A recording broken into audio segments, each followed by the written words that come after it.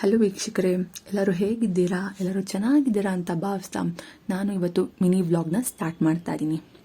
ನಾನು ಅಂದರೆ ಕೂಟ್ಲು ಗಾಯತ್ರಿ ವೆಂಕಟೇಶ್ ಅವರ ಪರವಾಗಿ ಅವರ ಮಗಳು ವಿಸ್ಮಯ ಮಾತಾಡ್ತಾ ಇರೋದು. ತುಂಬ ಒಂದು ದೊಡ್ಡ ಕಾರಣದಿಂದ ಸುಮಾರು ದಿವಸದಿಂದ ನಮ್ಮ ಚಾನಲಿಂದ ಯೂಟ್ಯೂಬ್ ವಿಡಿಯೋಸ್ ಅಪ್ಲೋಡ್ ಮಾಡೋಕ್ಕೆ ಆಗ್ತಾ ಇರಲಿಲ್ಲ. ಯಾಕಂದರೆ ನಾನು ಹಾಗೆ ನಮ್ಮ ತಾಯಿ ಒಂದು ಕ್ರಿಟಿಕಲ್ ಸಿಚುಯೇಷನ್ನ ಫೇಸ್ ಮಾಡಿದ್ವಿ. ಆದ್ದರಿಂದ ನಾವು ಯೂಟ್ಯೂಬ್ ವಿಡಿಯೋಸ್ನ ಅಪ್ಲೋಡ್ ಮಾಡಿರಲಿಲ್ಲ. ಬಟ್ ಇವತ್ತು ಅಪ್ಲೋಡ್ ಮಾಡ್ತಾ ಇದ್ದೀನಿ. ಯಾಕಂದರೆ ನಮ್ಮೊಂದು ಎಕ್ಸ್ಪೀರಿಯನ್ಸ್ನ ನಾವು ಶೇರ್ ಮಾಡೋಕ್ಕೋಸ್ಕರ. ನಮ್ಮ ತಂದೆ ಹಾಸ್ಪಿಟ್ಲಲ್ಲಿ ಇದ್ದರು, ಈಗೆಲ್ಲ ಚೆನ್ನಾಗಾಗಿ ಮನೇಲಿದ್ದಾರೆ. ಆ ಒಂದು ಕ್ರಿಟಿಕಲ್ ಸಿಚುವೇಶನ್ ಎಕ್ಸ್ಪೀರಿಯನ್ಸ್ನ ನಿಮ್ಮೆಲ್ಲರ ಹತ್ರ ನಾನು ಶೇರ್ ಮಾಡ್ತಾ ಇದ್ದೀನಿ. ಹಾಸ್ಪಿಟ್ಲಲ್ಲಿ ಇದ್ದಾಗ ಜೀವನ ಏನು ಅಂತ ನಮಗೆಲ್ಲ ಗೊತ್ತಾಗೋದು. ಈ ವಿಡಿಯೋ ನೋಡೋರು ಅನ್ಕೋಬೋದು, ಈ ಟೈಮಲ್ಲಿ ಇವೆಲ್ಲ ಬೇಕಾ, ಈ ಮಾತು ಅವಶ್ಯಕತೆ ಇತ್ತಾ ಅಂತ. ಆದರೆ ಅವಶ್ಯಕತೆ ಇತ್ತಾ ಅನ್ನೋದಕ್ಕಿಂತ ನಮ್ಮೊಂದು ಎಕ್ಸ್ಪೀರಿಯನ್ಸ್, ನಾನು ಮತ್ತು ನಮ್ಮ ತಾಯಿ ಏನು ಫೇಸ್ ಮಾಡಿದ್ವಿ ಆ ಎಕ್ಸ್ಪೀರಿಯನ್ಸ್ನ ಶೇರ್ ಮಾಡಬೇಕಾಗಿತ್ತು. ಅದಕ್ಕೆ ಶೇರ್ ಮಾಡ್ತಾ ಇರೋದು.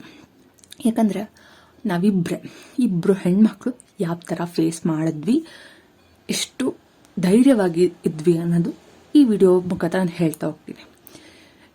ಹಾಸ್ಪಿಟ್ಲಲ್ಲಿ ಇದ್ದಾಗೆ ನಮ್ಮ ಜೀವನ ಏನು, ನಾವೇನೂ ಆಸೆ ಇಟ್ಕೋಬಾರ್ದು, ನಮ್ಮ ಜೀವನ ನಶ್ವರ, ಎಲ್ಲರೂ ನಮ್ಮೂರಲ್ಲ, ಎಲ್ಲರೂ ನಮ್ಮೂರು ಅಂದ್ಕೊಳ್ಳೋದು ಒಂದು ದಡ್ಡತನ ಅಂತ ಅನ್ಸುತ್ತೆ. ಈ ಹಾಸ್ಪಿಟ್ಲಲ್ಲಿ ಇದ್ದಾಗ ಯಾರು ನಮ್ಮೋರು ಯಾರು ನಮ್ಮೋರಲ್ಲ ಅಂತ ಈ ಹಾಸ್ಪಿಟ್ಲಲ್ಲೇ ಗೊತ್ತಾಗೋದು. ನಮ್ಮ ಒಂದು ಕಷ್ಟದ ಸಿಚುವೇಶನಲ್ಲಿ ಯಾರು ಹೆಗ್ಲಾಗಿದ್ರೋ ಅವ್ರು ಮಾತ್ರ ನಮ್ಮೋರು ಅಂತ ನನಗೆ ನಮ್ಮ ತಾಯಿಗೆ ತುಂಬ ಚೆನ್ನಾಗಿ ರಿಯಲೈಸ್ ಆಯಿತು. ಸೊ ಎಲ್ಲರೂ ನಮ್ಮೋರು ಅಂತ ಇಷ್ಟು ದಿವಸ ಬದುಕ್ತಾ ಇದ್ವಿ. ಬಟ್ ಈಗ ಗೊತ್ತಾಯಿತು, ಹಾಸ್ಪಿಟ್ಲಲ್ಲಿ ಇದ್ದಾಗೆ ಗೊತ್ತಾಗಿದ್ದು ಎಲ್ಲರೂ ನಮ್ಮೋರು ಅಲ್ಲ, ಅದು ನಮ್ಮೊಂದು ತಪ್ಪು ಕಲ್ಪನೆ ಅಂತ ನನಗೆ ಆಗಿ ನಮ್ಮ ತಾಯಿಗಾಗಿ ರಿಯಲೈಸ್ ಆಯಿತು. ಸೊ ಆ ಒಂದು ಜರ್ನಿ ತುಂಬ ಡಿಫಿಕಲ್ಟಾಗೇ ಇತ್ತು. ಯಾಕಂದರೆ ಸಡನ್ನಾಗಿ ಆಗಿದ್ದದು ತುಂಬ ಅಂದರೆ ತುಂಬ ಡಿಫಿಕಲ್ಟ್ ಆಗಿತ್ತು. ಇಲ್ಲ ಅಂತಲ್ಲ, ಯಾಕಂದರೆ ನಾನು ಹೋಗಿ ನಮ್ಮ ತಾಯಿ ಇಬ್ಬರೇ ಫೇಸ್ ಮಾಡಿರೋದು. ಆದರೆ ತುಂಬ ಜನ ಹೆಗ್ಲಾದರು, ಇಲ್ಲ ಅಂತಲ್ಲ, ತುಂಬ ಫ್ರೆಂಡ್ಸ್ ರಿಲೇಟಿವ್ಸ್ ಎಲ್ಲ ಹೆಗ್ಲಾದರು, ಇಲ್ಲ ನಾವಿದ್ದೀವಿ ಧೈರ್ಯವಾಗಿರಿ ಅಂತ. ಆದರೆ ನಾವು ಯಾರಿಗೆ ಸಹಾಯ ಮಾಡಿರ್ತೀವಿ ಅವರು ನಮಗೆ ಹೆಗ್ಲಾಗಲಿಲ್ಲ. ಇವ್ರು ಮುಂದೆ ನಮಗೇನಾದ್ರು ಪ್ರಾಬ್ಲಮ್ ಆದರೆ ಇವ್ರು ನಮ್ಗೆ ಸಹಾಯ ಮಾಡ್ತಾರೆ ಅಂತ ಅನ್ಕೊತೀವಲ್ಲ, ಅವರು ನಮ್ಗೆ ಹೆಗ್ಲಾಗಲ್ಲ, ಅವ್ರು ನಮ್ಮ ಮುಖ ತಿರುಗು ಕೂಡ ನೋಡಲ್ಲ. ಸೊ ನಮಗೆ ತುಂಬ ರಿಯಲೈಸ್ ಆಯಿತು ಈ ಜಾಗದಲ್ಲಿ ಯಾರು ನಮ್ಮೋರು ಯಾರು ನಮ್ಮೋರಲ್ಲ, ಎಲ್ಲಿ ನಾವು ತಪ್ಪು ಮಾಡ್ತಾ ಇದ್ದೀವಿ, ಎಲ್ಲಿ ನಾವು ತಿದ್ಕೋಬೇಕು, ಲೈಫ್ ಅಂದರೆ ಏನು, ಎಲ್ಲ ತುಂಬ ಚೆನ್ನಾಗಿ ನನಗಾಗಿ ನಮ್ಮ ತಾಯಿಗಾಗಲಿ ರಿಯಲೈಸ್ ಆಯಿತು. ನಾವು ಎಲ್ಲೂ ಪ್ಯಾನಿಕ್ ಆಗಲಿಲ್ಲ. ಹಾಗೆ ಧೈರ್ಯವಾಗಿ ನಾನಾಗಲಿ ನಮ್ಮ ಅಮ್ಮಂಗಾಗಲಿ ಒಬ್ರಿಗೊಬ್ಬರು ಧೈರ್ಯ ತುಂಬಿಕೊಂಡು ಮುನ್ನುಗ್ಗಿದ್ವಿ. ದೇವರ ದಯೆಯಿಂದ ಎಲ್ಲ ಚೆನ್ನಾಗಾಯಿತು.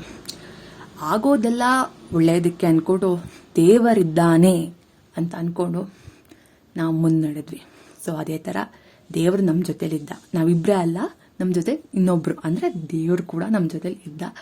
ಹಾಗೆ ಅವನು ಕೈ ಹಿಡ್ಕೊಂಡು ನಮ್ಮ ತಾಯಿನ ಕೈ ಹಿಡ್ಕೊಂಡು ಪ್ರೊಟೆಕ್ಟ್ ಮಾಡಿಕೊಂಡೇ ಹೋದ. ಸೊ ಈ ಜರ್ನಿ ಈ ಥರ ತುಂಬ ಡಿಫಿಕಲ್ಟ್ ಆಗಿತ್ತು. ಹಾಗೆ ಈ ಒಂದು ಇನ್ಸಿಡೆಂಟ್ಸ್ ಆದಾಗ ಎಲ್ಲರೂ ಹೇಳಿದ್ದು ಒಂದೇ, ನಿಮ್ಮ ತಂದೆ ತಾಯಿಗೆ ದೃಷ್ಟಿ ಆಗಿದೆ, ಇನ್ನು ವಿಡಿಯೋಸ್ ಹಾಕಬೇಡ ಅಂತ ಹೇಳಿದ್ರು. ಸೊ ನನಗೂ ಒಂಥರ ಹಂಗೆ ಅನಿಸ್ತು. ಸೊ ಇನ್ಮೇಲೆ ನಮ್ಮ ತಾಯಿ ತಂದೆ ವಿಡಿಯೋಸ್ ಅಪ್ಲೋಡ್ ಮಾಡಲ್ಲ, ಯಾವುದೇ ಕಾರಣಕ್ಕೂ ಅಪ್ಲೋಡ್ ಮಾಡ್ತಾ ಇಲ್ಲ. ಆದರೆ ದೇವಸ್ಥಾನ, ಅಡಿಕೆಗಳು ಆ ಥರ ವೀಡಿಯೋಸ್ನ ನಾನು ಹಾಕ್ತಾ ಇದ್ದೀನಿ. ಮೋಟಿವೇಶನ್ ಆಗೋ ವೀಡಿಯೋಸ್ನ ನಾನು ಹಾಕ್ತೀನಿ. ಅದೇ ನಮ್ಮ ತಂದೆ ತಾಯಿ ರೀಲ್ಸ್ ಆಗಲಿ ಏನೂ ಹಾಕಲ್ಲ. ಯಾಕಂದರೆ ಈ ಸಿಚುವೇಶನ್ ಆಗಿದ್ದಾಗ ಎಲ್ಲರೂ ಹೇಳಿದ್ದು ಒಂದೇ, ದೃಷ್ಟಿ ದೃಷ್ಟಿ ದೃಷ್ಟಿ. ಸೊ ಅದರಿಂದ ನಾನು ವೀಡಿಯೋಸ್ ಅಪ್ಲೋಡ್ ನಮ್ಮ ತಂದೆ ತಾಯಿದು ಸ್ಟಾಪ್ ಮಾಡ್ತಾ ಇದ್ದೀನಿ. ಬಟ್ ಯಾವುದೇ ಕಾರಣಕ್ಕೂ ನಮ್ಮ ಚಾನಲ್ ಮಾತ್ರ ಸ್ಟಾಪ್ ಮಾಡಲ್ಲ. ನಾನು ಕಮ್ ಬ್ಯಾಕ್ ಮಾಡ್ತಾ ಇದ್ದೀನಿ. ನಾನು ನಮ್ಮ ತಾಯಿ ನಮ್ಮ ತಂದೆ ಕೂಡ ಸ್ಟ್ರಾಂಗಾಗಿ ಕಮ್ ಬ್ಯಾಕ್ ಮಾಡ್ತಾ ಇದ್ದೀವಿ. ಬಂದಿದ್ದೆಲ್ಲ ಎದುರಿಸ್ತಾ ಮುನ್ನುಗ್ತಾ ಹೋಗ್ತಾ ಇರಬೇಕು. ಆಗೋದೆಲ್ಲ ಒಳ್ಳೆಯದಕ್ಕೆ ಅಂತ ಮುನ್ನುಗ್ತಾ ಹೋಗಿದ್ರೆ ಜೀವನ ತುಂಬ ಚೆನ್ನಾಗಿರುತ್ತೆ. ಸೊ ಈ ವಿಡಿಯೋನ ನಾನು ಇಲ್ಲಿಗೆ ಎಂಡ್ ಮಾಡ್ತೀನಿ. ಮುಂದೆ ಇದೇ ಥರ ಏನೇ ನಮ್ಮದೊಂದು ಪರ್ಸ್ನಲ್ ಎಕ್ಸ್ಪೀರಿಯನ್ಸ್ ಇದ್ದಿದ್ದೆಲ್ಲ ನಿಮ್ಮ ಹತ್ರ ಶೇರ್ ಮಾಡ್ತೀನಿ.